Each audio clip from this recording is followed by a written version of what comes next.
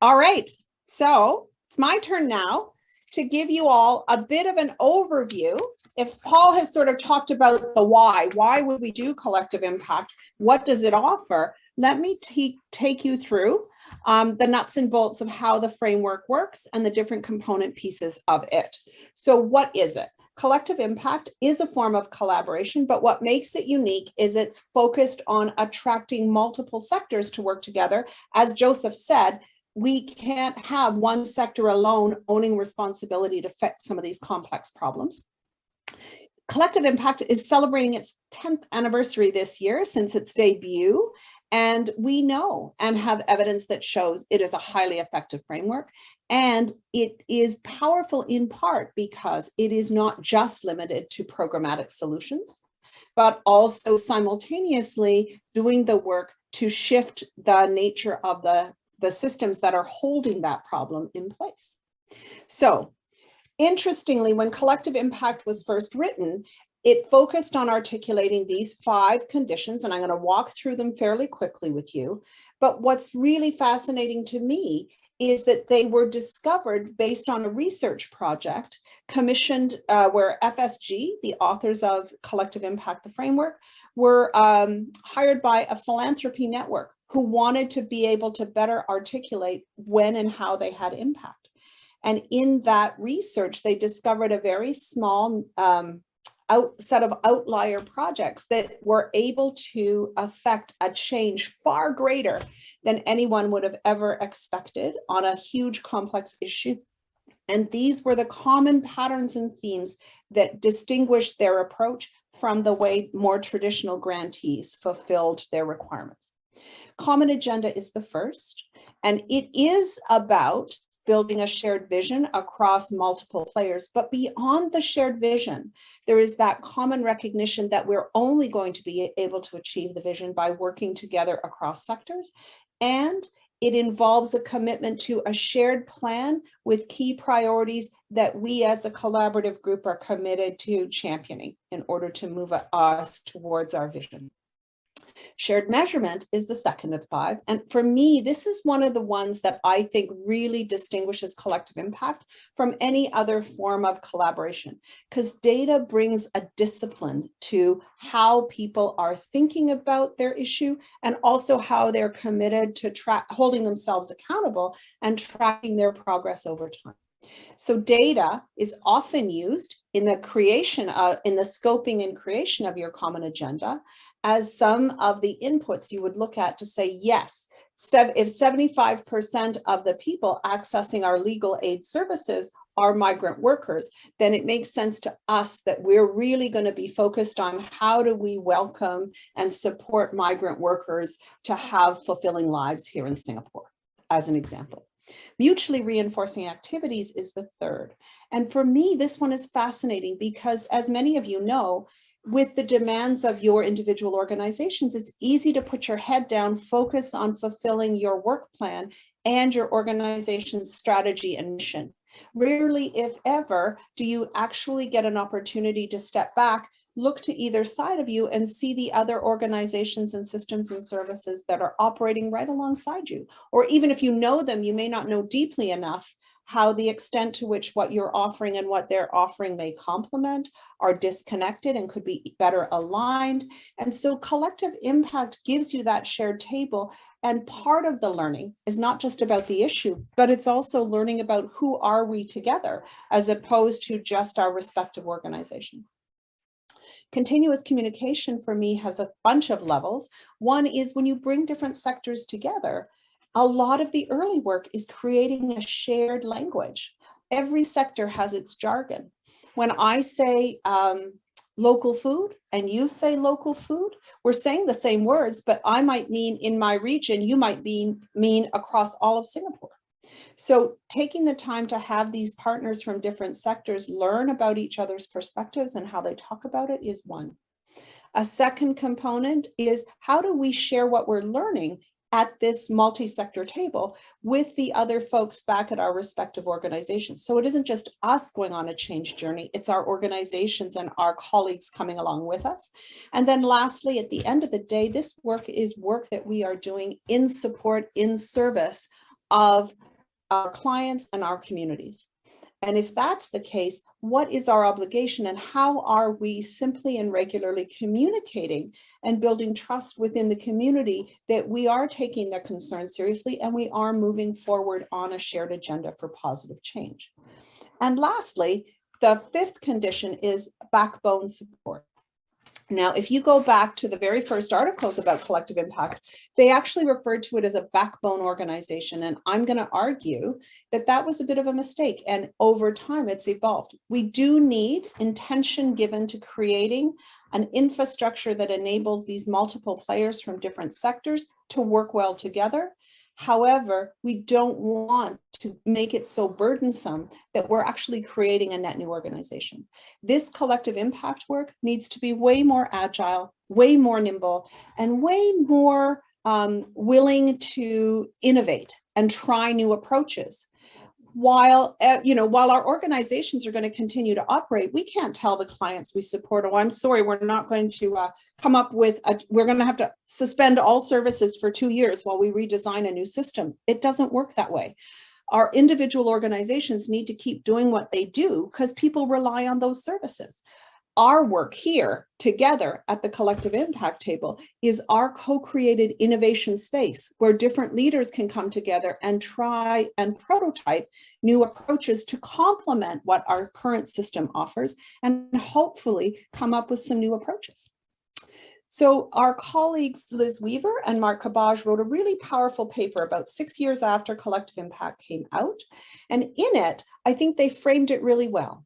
Pre-collective impact, every organization had its own organizational management paradigm.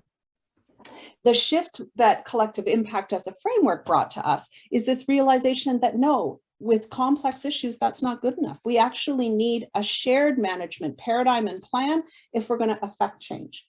And what Mark and Liz really reflected on was the fact that when you do that work, in fact, you can strengthen even the collective impact framework when you're thinking right from the get-go, how do you bring all the community along with you? Because even if you are the 50 most powerful system leaders in all of Singapore, you alone aren't going to have enough to make a lasting change happen without the support of grassroots members of the community and our organizations. So they're saying, yes, common agenda, but rooted in a community aspiration. Yes, shared measurement, but why? Really in support of that, how are we learning? As Paul was talking at the beginning, how are we now thinking differently and seeing our issue differently? Mutually reinforcing activities, better coordination and alignment between our services, absolutely. But with an emphasis on choosing the areas that have the highest impact and or opportunity for systems change. Continuous communication, absolutely, but within with the goal of continuous and authentic community engagement and backbone infrastructure for sure. But why? Because we, the collective impact table, are an engine and a container to mobilize community change. What's interesting is just recently, the original authors of Collective Impact, the report, and along with some co-authors, have updated and refreshed and redefined the definition of collective impact with a real focus on advancing equity at the core. And I like how they've built in this definition a much cleaner and more explicit recognition that it isn't just organizations and institutions, but in fact, community members and community associations that are all must come together with an emphasis on learning, aligning their work, integrating their actions with a focus on population and system level change, but all in support of creating fairness and justice for everyone. And really looking hard at some of the longstanding disparities in opportunity, outcomes, and representation, and addressing that as a critical part of how we do this collective impact work. So just because collective impact is this approach that is gaining lots of attention doesn't mean that it's necessarily always the right answer for every issue. So we find these 5 questions from the White House Council on Community Solutions really, really useful. We find them useful amongst your partners and stakeholders when you gather around the table. We also find these 5 questions useful and helpful for organizational leaders to take to their boards, so that their boards as well know and understand what is the commitment that we're making. So are we committed to affecting a measurable high impact change on a community-wide issue and metric?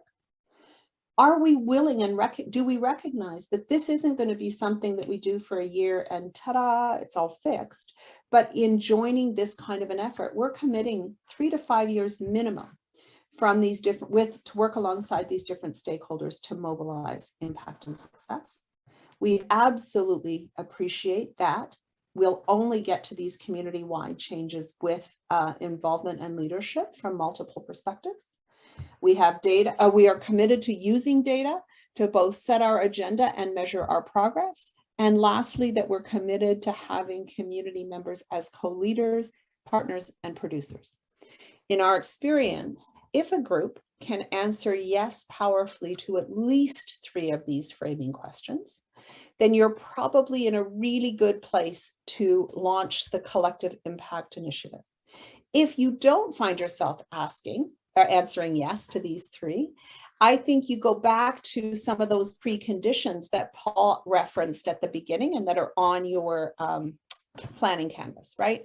Where is the area we need to do some work? Just means you got to do more groundwork before you can move a collective impact initiative forward.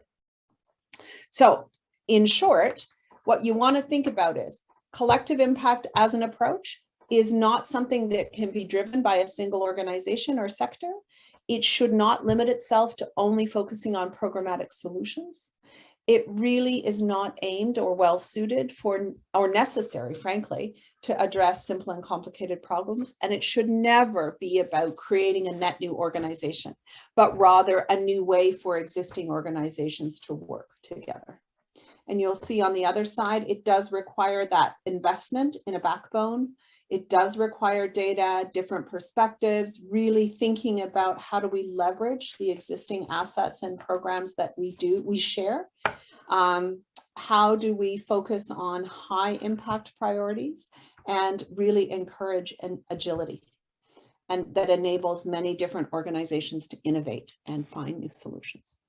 So one thing to hear about it. Now what I'd love to do is just give you a story, because sometimes, you know, it's great to hear the theory, but the theory doesn't really bring it to life in the same way that a story can and will.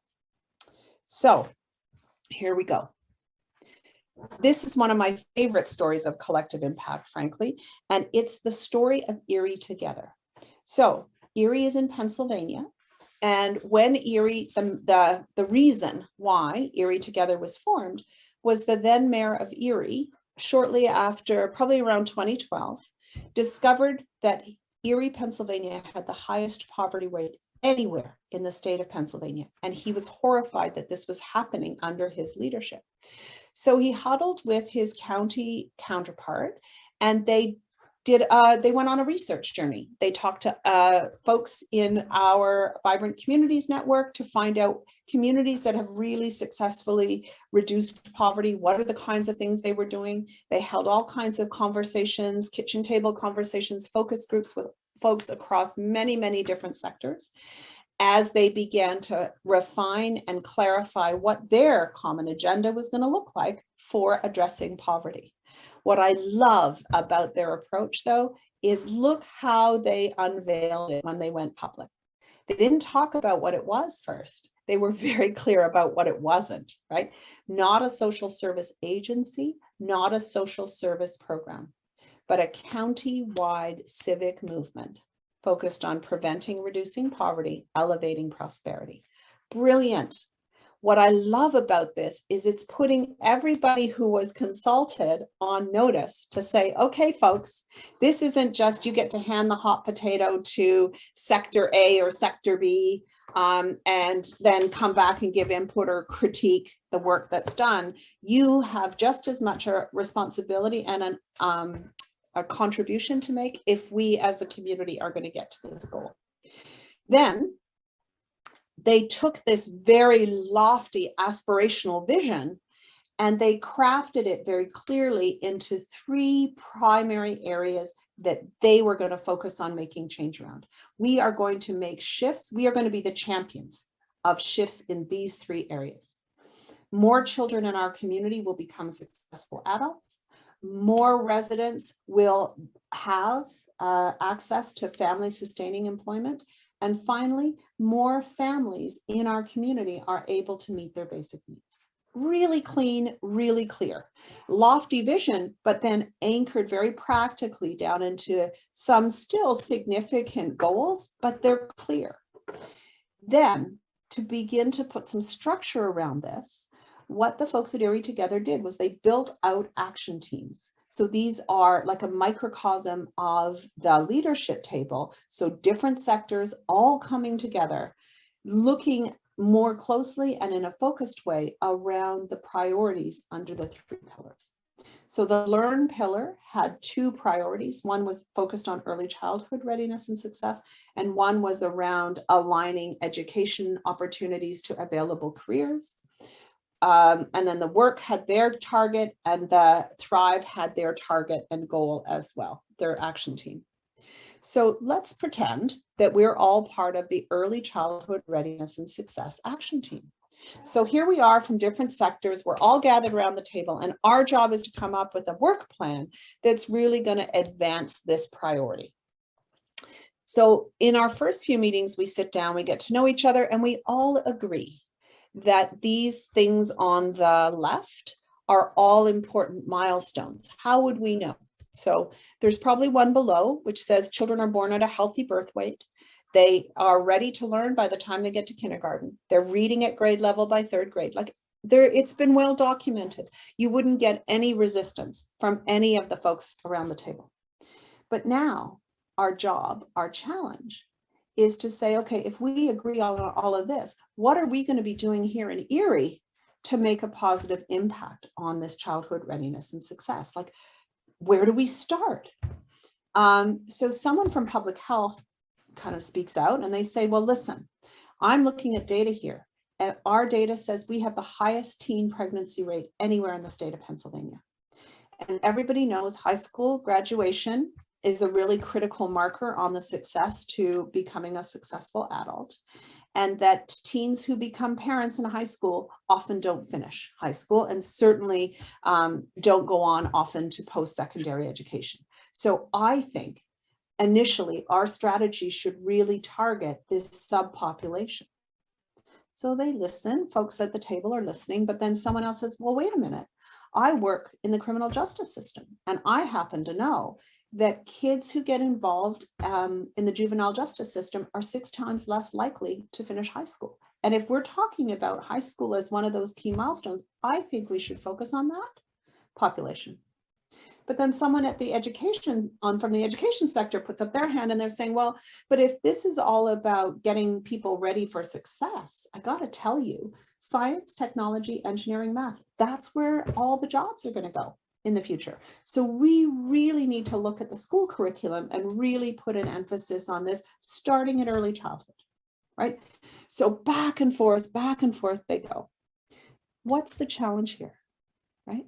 The challenge is that any single one of these priorities that people are advocating for around the table are very convincing and probably powerful priorities to get to the goal that their action team is all about.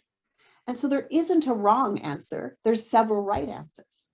And yet the folks at this action team are also smart enough to know, boy, if we try and do something for, teen parents, something for kids involved with criminal justice, and something involved for 3rd grade reading, and something for STEM, we're not going to get very far on any of them, and we're going to lose momentum.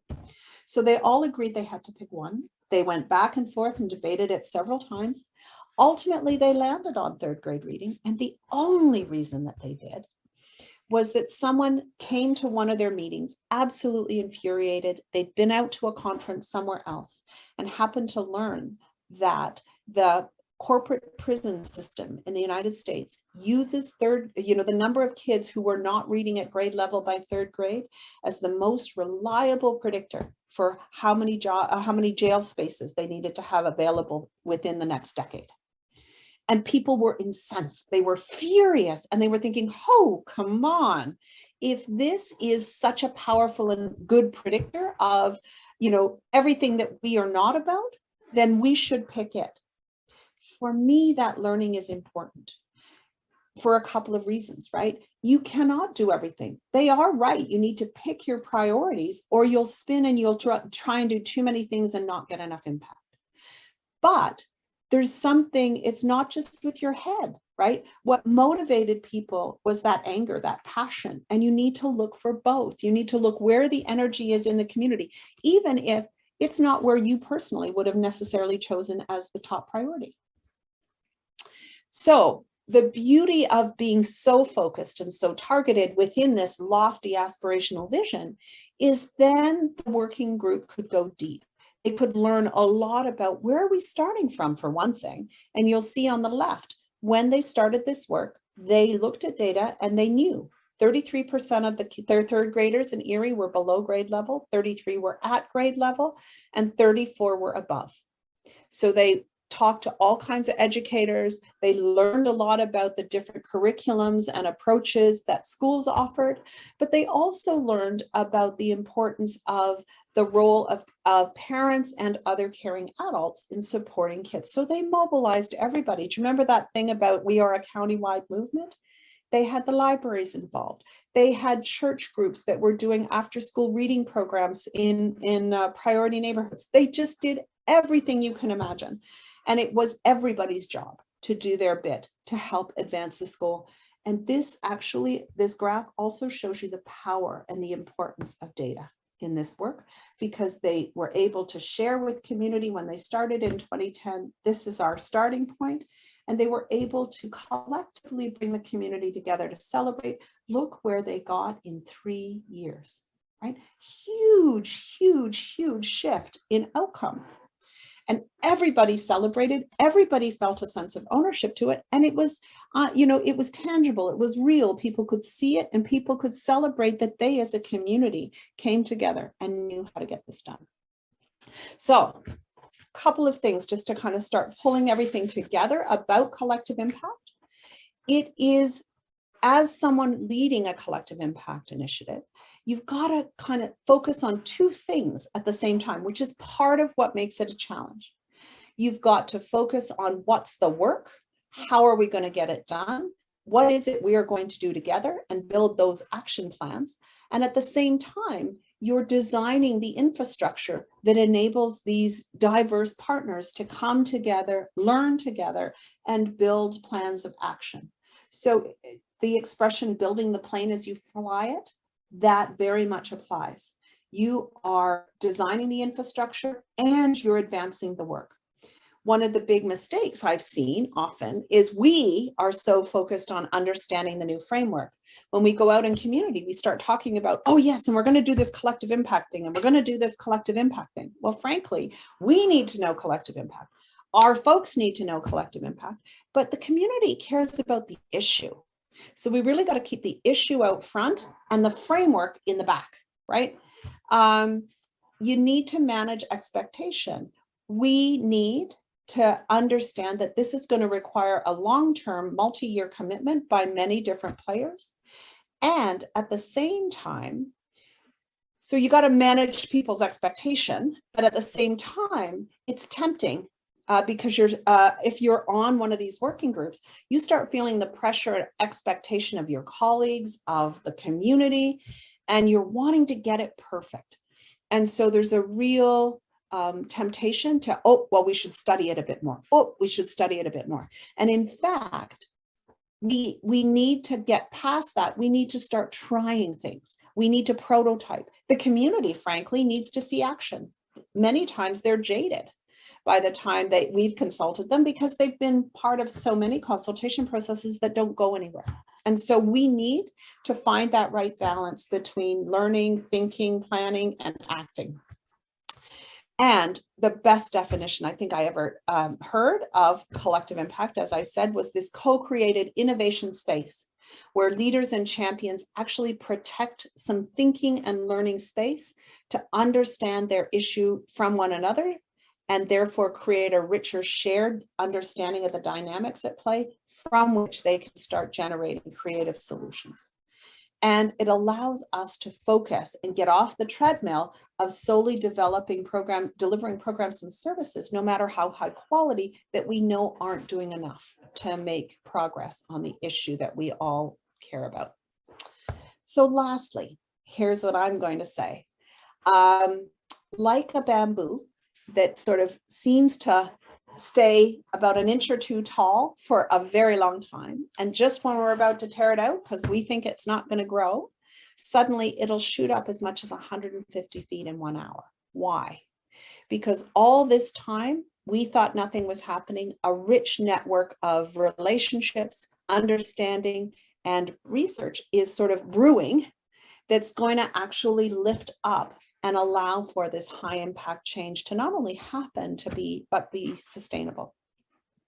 And I'll also say that in our experience of actually taking the framework and putting it into action, the truth is that John Kania and Mark Kramer, the co-authors of the Collective Impact Framework, have given us all a tremendous gift by so cleanly and clearly articulating a framework. But guess what, folks? Just because you have the framework doesn't mean it's not going to be messy when you get in there, right? Because nobody's applied it to your specific issue in your specific community. So the framework is at best a good guide. People need to have patience. People need, and we're very much wanting action and results, right? So it's different in that people need to be patient because we have to go on this learning journey. Funders also need to be invited to be part of this learning journey alongside us. And certain funders have more affinity to these longer term investments. Others are more kind of people we would call on for an action team's work when it's clear. The importance and legitimacy of the collaborative table of leaders is critical, and that there is no one right answer for how you're going to implement it and how it's going to look in your community. Okay, so it's good work, it's effective work, and it's not necessarily always easy work. So let me stop there for a sec and see if there are any questions at all before I put you into a dialogue exercise. I'm going to stop sharing for a sec. Comments, thoughts, ideas? Outstanding questions. Okay, here's a thought. How about I put you into your small groups? Because after you've had a chance to talk to one another, my gut tells me there might be more thoughts, ideas, and questions. So here's what I would like to ask you to do. I would like to invite you to join me and go into, so Isaac's going to put you into different small groups than you were in. If you could ask one person in your group to take responsibility to catch the key ideas that emerge as you speak, that's great. I want you all to pay attention to making sure everyone has a chance to speak, and you will have 20 minutes for a group discussion. And what we want you to talk about is, if you were to pull on the issue that you were sort of thinking about and asked to bring here, that you might want to use the collective impact approach for, how would you envision that this framework could help you move it forward? And when you think about doing that work, what do you see as possible challenges, but also what do you see as possible opportunities that the framework could offer you? Okay, so you're exploring the challenges and opportunities of using the framework on your issue. We will give you a 5-minute warning after 15 minutes, because what we ideally would love for you to do is, as a group, maybe identify your top challenge and or your top opportunity to share back when we come back. Okay, any questions about that? All right. Welcome back. Everybody's popping back. This is great.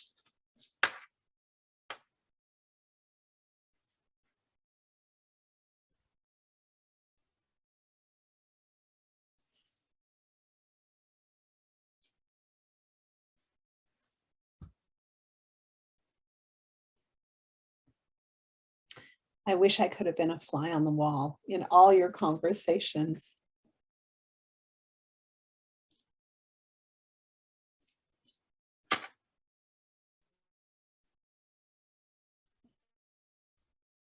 Oh, look at that.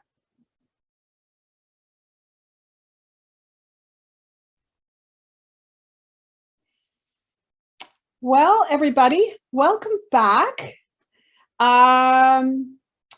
Just randomly, does anybody want to share one of the big challenges that you folks really kind of chatted a lot about as you imagined putting this collective impact framework into action?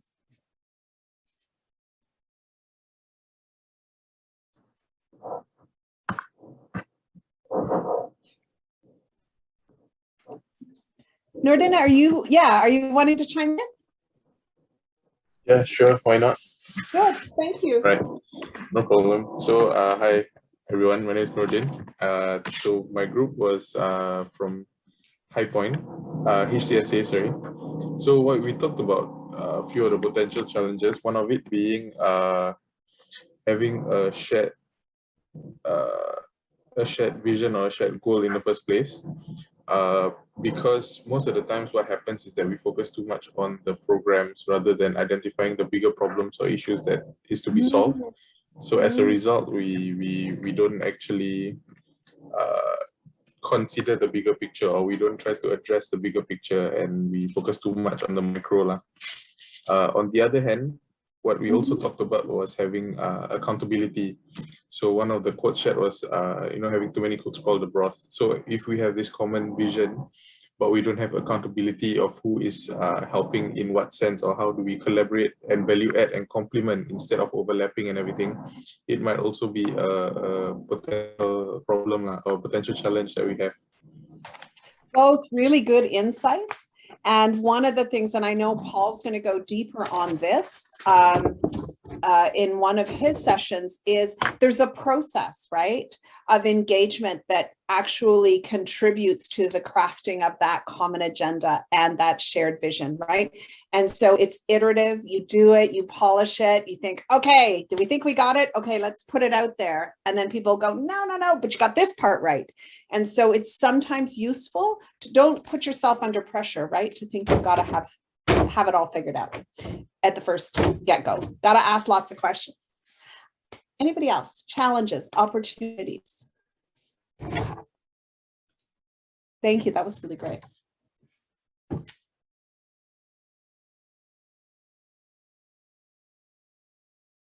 Are there? I can share on behalf of my team. Please, yes.